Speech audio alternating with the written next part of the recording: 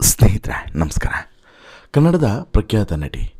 ಕೆಲವೇ ಸಿನಿಮಾಗಳಲ್ಲಿ ನಟಿಸಿದರೂ ಕೂಡ ಅತಿ ಚಿಕ್ಕ ಪ್ರಾಯದಲ್ಲೇ ಮತ್ತು ಕೆಲವೇ ಸಿನಿಮಾಗಳಲ್ಲೇ ಒಳ್ಳೆಯ ಹೆಸರನ್ನು ಸಂಪಾದನೆ ಮಾಡಿದಂತಹ ಮಲೆನಾಡಿನ ಬೆಡಗಿ, ವಜ್ರಕಾಯದ ಕ್ಯೂಟ್ ನಟಿ. ನಾನು ಯಾರ ಬಗ್ಗೆ ಹೇಳ್ತಾ ಇದ್ದೀನಿ ಬಹುಶಃ ನಿಮಗೆ ಗೊತ್ತಾಗಿರ್ಬೋದು. ನಾನು ಹೇಳ್ತಾ ಇರೋದು ಕ್ಯೂಟ್ ಆ್ಯಂಡ್ ಟ್ಯಾಲೆಂಟೆಡ್ ನಟಿ ನಭಾ ನಟೇಶ್ ಅವರ ಬಗ್ಗೆ.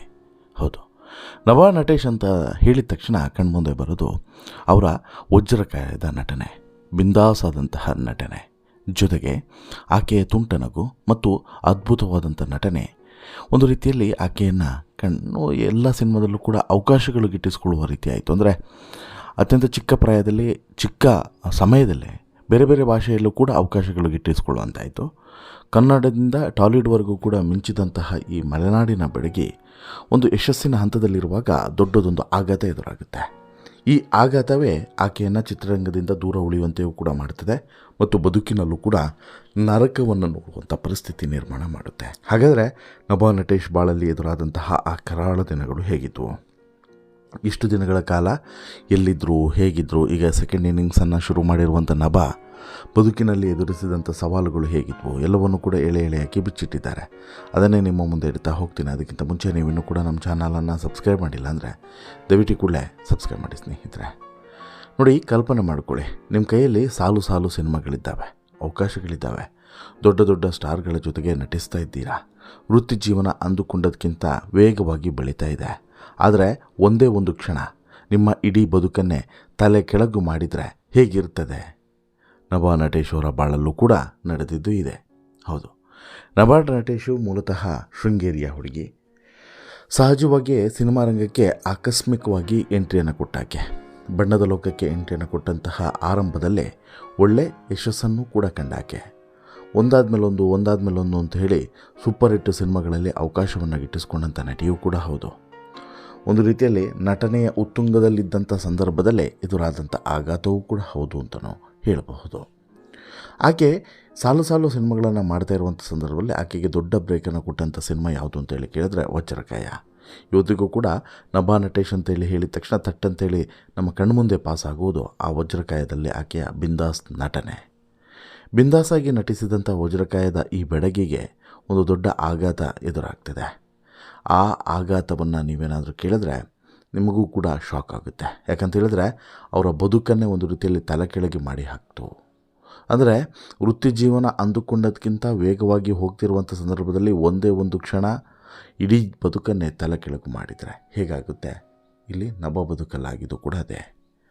ನಭಾ ನಟೇಶು ಇತ್ತೀಚೆಗೆ ತಮ್ಮ ಸಂದರ್ಶನವೊಂದರಲ್ಲಿ ಹಂಚಿಕೊಂಡಿರುವಂಥ ವಿಚಾರವನ್ನು ಕೇಳಿದ್ರೆ ಎಂಥವ್ರು ಕೂಡ ಮರುಗ್ತಾರೆ, ಎಂಥವ್ರಿಗೂ ಕೂಡ ದಿಗ್ಭ್ರಮೆ ಆಗ್ತದೆ. ಆಕೆ ಮೆಟ್ಟಿಲುಗಳಿಂದ ಆಯತಪ್ಪಿ ಬೀಳ್ತಾಳೆ. ಅದು ಕೇವಲ ಬಿದ್ದಿದ್ದು ಮಾತ್ರವಲ್ಲ, ಆಕೆಯ ತಲೆಗೆ ಪೆಟ್ಟು ಬೀರದಂತೆ ಆಕೆ ಎಚ್ಚರವನ್ನು ವಹಿಸುವಂಥ ಕಾರಣಕ್ಕೋಸ್ಕರ ಕೈಯನ್ನು ಮುಂದಕ್ಕಿಡ್ತಾರೆ. ಪರಿಣಾಮ ಇಡೀ ದೇಹದ ಭಾಗ ಅಥವಾ ಎಡಭಾಗ ಭಾರಿ ದೊಡ್ಡ ಪೆಟ್ಟನ್ನು ತಿನ್ನುತ್ತೆ. ಎಡಭುಜದ ಮೇಲೆ ಭಾರಿ ದೊಡ್ಡ ಆಘಾತವೂ ಕೂಡ ಆಗ್ತದೆ.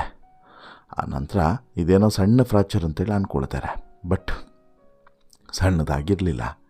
ಡಾಕ್ಟ್ರು ಹೇಳಿದಂಥ ಮಾತನ್ನು ಕೇಳಿ ಆಕೆಯ ಜಗತ್ತೇ ಬದಲಾಗಿ ಹೋಯಿತು. ತಲೆ ಒಂದು ಸಲ ಗಿರ್ರ ಅಂತೇಳಿ ತಿರುಗಿಬಿಡ್ತು.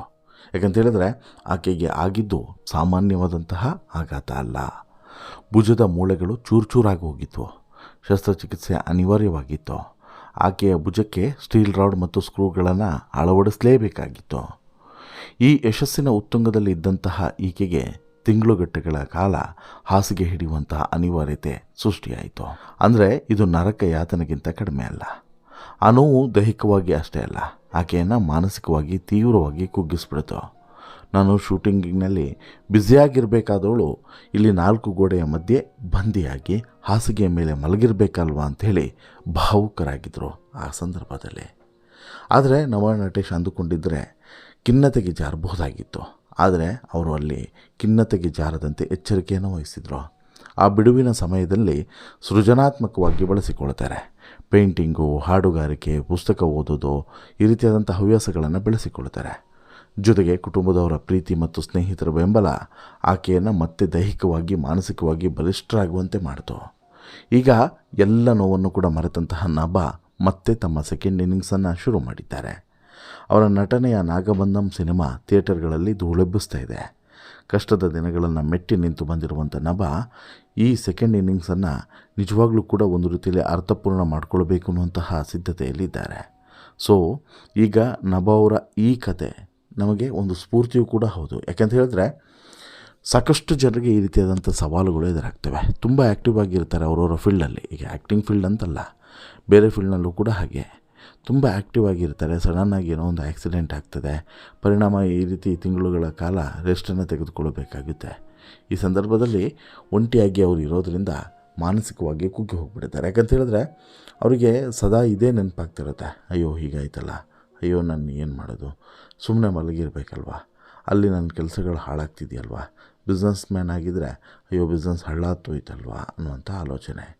ಇನ್ನು ಈ ರೀತಿಯಾದಂತಹ ಈ ಯಾವುದೋ ಬಣ್ಣದ ಲೋಕಗಳಲ್ಲಿ ಕೆಲಸ ಮಾಡೋರಿಗಾದರೆ ಅಯ್ಯೋ ಇನ್ನು ನಿರ್ಮಾಪಕರು ಬೇರೆ ನಟಿಯನ್ನು ಆಯ್ಕೆ ಮಾಡ್ಕೊಳ್ತಾರೆ ಅಂತೇಳಿ ಅನಿಸುತ್ತೆ, ಅವರಿಗೂ ಲಾಸು, ಅಡ್ವಾನ್ಸ್ ಬೇರೆ ತಗೊಂಡಿದ್ದೀನಿ, ಈ ರೀತಿಯಾದಂಥ ಆಲೋಚನೆಗಳು ಕೂಡ ಬಂದಿರ್ತವೆ.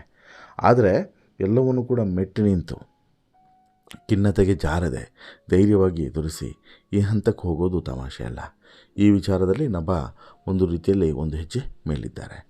ತಮ್ಮ ಬದುಕಿನಲ್ಲಿ ಎದುರಾದಂಥ ಕಷ್ಟಗಳನ್ನು, ತಾವು ನೋಡಿದಂಥ ನರಕಗಳನ್ನು ಒಂದು ರೀತಿಯಲ್ಲಿ ಎದುರಿಸಿ ಧೃತಿಗೆಡದೆ ಸಕಾರಾತ್ಮಕವಾಗಿ ಯೋಚಿಸಿ ಎಲ್ಲವನ್ನೂ ಕೂಡ ಗೆಲ್ಲಬಹುದು ಅನ್ನೋದನ್ನು ತೋರಿಸ್ಕೊಟ್ಟಿದ್ದಾರೆ. ಹಾಗಾಗಿ ನಭ ಅವರ ಈ ಸೆಕೆಂಡ್ ಇನ್ನಿಂಗ್ಸು ತುಂಬ ಉತ್ತಮವಾಗಿರಲಿ, ಆರೋಗ್ಯವಾಗಿರಲಿ ಮತ್ತು ಮತ್ತಷ್ಟು ಅವಕಾಶಗಳು ಹುಡುಕಿಕೊಂಡು ಬರಲಿ ಅನ್ನೋದು ನಮ್ಮ ಆಶಯ, ನಮ್ಮ ಹಾರೈಕೆ. ನಿಮ್ಮ ಅಭಿಪ್ರಾಯ ಏನು, ನಿಮ್ಮ ಹಾರೈಕೆ ಏನು? ದಯವಿಟ್ಟು ನಿಮ್ಮ ಅಭಿಪ್ರಾಯವನ್ನು ಕಮೆಂಟ್ ಮಾಡಿ ತಿಳಿಸಿ. ಜೊತೆಗೆ ನಭ ನಟನೆ ಯಾವ ಸಿನಿಮಾ ನಿಮಗೆ ಇಷ್ಟ ಅನ್ನೋದನ್ನು ಕೂಡ ಕಮೆಂಟ್ ಮಾಡಿ ಅಂತೇಳಿ ಹೇಳ್ತಾ, ಈ ಸ್ಟೋರಿ ಇಷ್ಟ ಆಯಿತು ಅಂತ ಹೇಳಿದ್ರೆ ಲೈಕ್ ಮಾಡಿ, ಶೇರ್ ಮಾಡಿ, ಚಾನಲ್ಗೆ ಸಬ್ಸ್ಕ್ರೈಬ್ ಆಗೋದನ್ನು ಮರಿಬೇಡಿ. ಧನ್ಯವಾದ.